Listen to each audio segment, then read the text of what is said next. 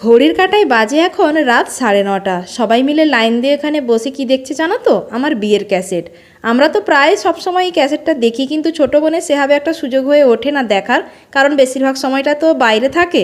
আর তাই সুযোগ পেয়ে এখন সবাই মিলে বসে গেছে আমার ক্যাসেটটা দেখার জন্য। আর এই যে এই ছোটো বোনের ছেলে, ওর কাণ্ডটা দেখো, মুখ ফুলিয়ে না রাগ করে বসে আছে। আসলে আমার বিয়েতে ওকে কেউ নেমন্তন্নই করেনি, এইভাবে বলে ওকে রাগিয়ে দিয়েছিলাম। আর সমস্ত দাদাদেরকে দেখেছে, কিন্তু ওকে দেখতে পায়নি টিভিতে, তো সেই জন্য আরও রাগ হয়েছে ওর। এইভাবে মুখ ফুলিয়ে বসে আছে আর তখন থেকে কান্নাকাটি করছিল।